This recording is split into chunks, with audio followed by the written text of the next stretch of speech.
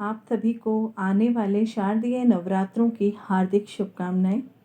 माँ भगवती अपनी कृपा आप पर बनाए रखें। मान्यता है कि नवरात्रि माँ दुर्गा की आराधना का श्रेष्ठ समय होता है। नवरात्रि के इन पावन दिनों में हर दिन माँ के अलग अलग रूपों में पूजा अर्चना की जाती है, जिससे प्रसन्न होकर माँ अपने भक्तों को भक्ति, शक्ति और सुख प्रदान करती है। इस बार 2020 में अधिक मास लगने के कारण शारदीय नवरात्रि एक महीना देरी से शुरू होंगे। इस बार नवरात्रि 17 अक्टूबर 2020 से 25 अक्टूबर 2020 तक चलेंगे। हिंदू धर्म में नवरात्रि का विशेष महत्व होता है। वास्तव में यह समय शक्ति साधना का समय होता है। चाहे कोई भी शक्ति हो, हर साधक अपने अपने तरीके से साधना करते हैं और अपनी क्षमता अनुसार शक्ति प्राप्त करते हैं। धर्म में विश्वास और आस्था रखने वाले बहुत सारे लोगों की परेशानी ये होती है कि लंबे समय से पूरी श्रद्धा से पूजा पाठ करने के बाद भी, दान इत्यादि करने के बाद भी उन्हें लाभ नहीं होता। उनकी साधना का उन्हें उचित परिणाम नहीं मिलता।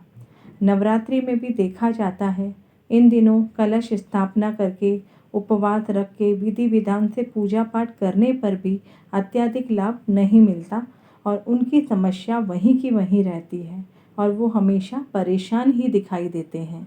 उनमें से कुछ लोग थक हार कर किस्मत के भरोसे बैठ जाते हैं।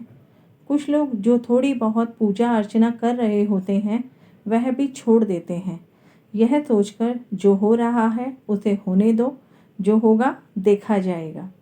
ऐसा होने का एक कारण यह भी होता है कि जो पूजा पाठ, साधना, मंत्र जाप जो कुछ भी आप करते हो वह ईश्वर तक या माँ शक्ति, माँ दुर्गा तक पहुँची ही नहीं है, तो आपको समस्याओं का समाधान कैसे मिलेगा? समस्या तो वहीं की वहीं रह जाती है। ऐसा कई कारणों से होता है।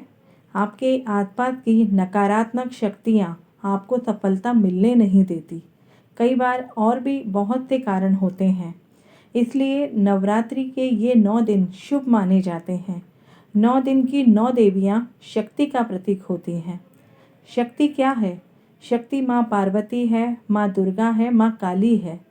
शक्ति से सृजन होता है, शक्ति से ही नाश होता है, विध्वंस होता है।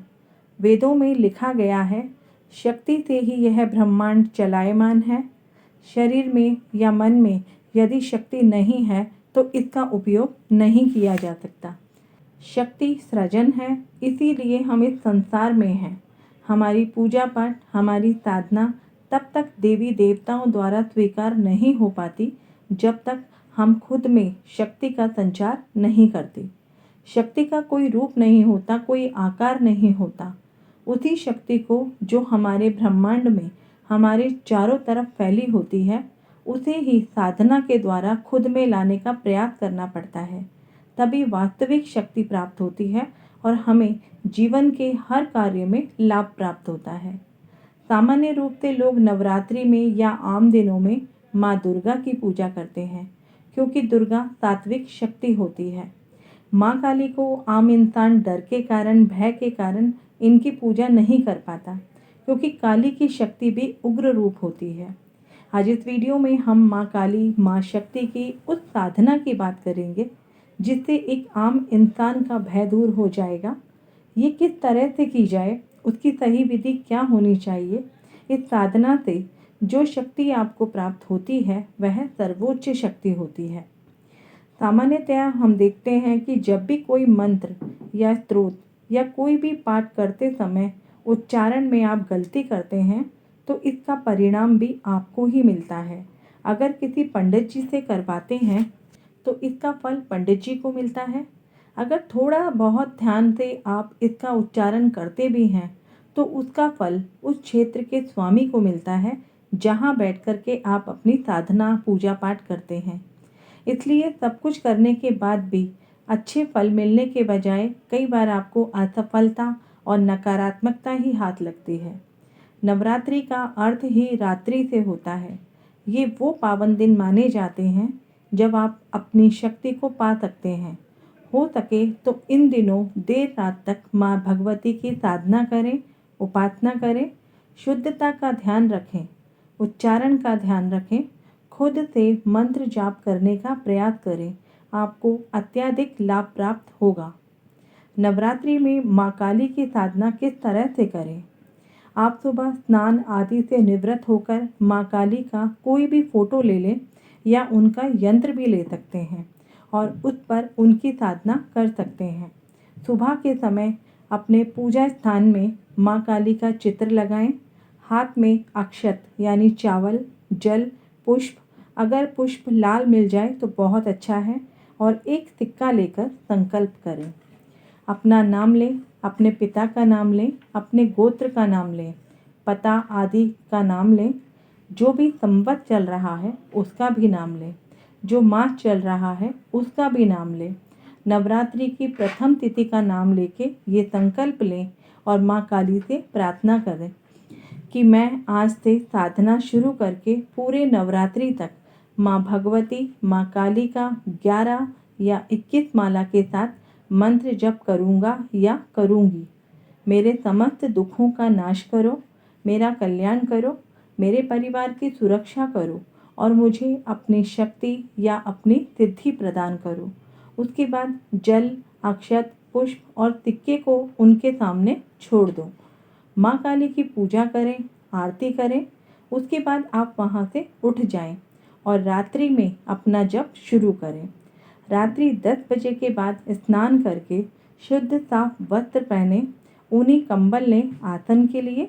माँ काली का फोटो लेकर धूप जलाएं, दीपक जलाएं, हाथ में जल लेकर खुद पर और अपने आसपास छिड़क दें। अब एक रुद्राक्ष की माला लें और सबसे पहले एक माला महामृत्युंजय मंत्र की करें। उसके बाद किसी भी माँ काली के मंत्र के साथ 11 या 21 माला के साथ जप करें।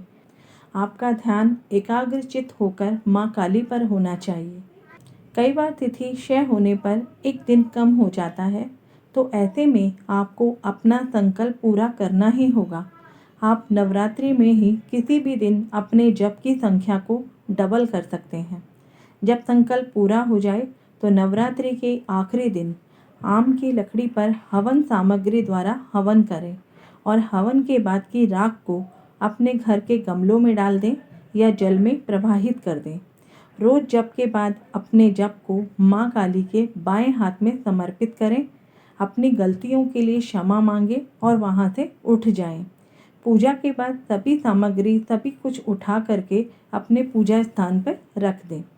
नवरात्रि में किए गए इस तरह से साधना के बाद आप खुद में या आपके घर में सुखद अनुभूति का एहसास आपको होगा। आपका मन प्रसन्न होगा। आपके जीवन में होने वाली असफलता को सफलता में बदलने में देर नहीं लगेगी। आपके सभी काम लगातार होने लगेंगे। बस आपको नवरात्रि में माँ काली की इस साधना को ध्यान से, एकाग्र मन से करने की आवश्यकता है। माँ भगवती, माँ काली आप पर अपना आशीर्वाद बनाए रखें। आप स्वस्थ रहें, सुरक्षित रहें। जय माता दी।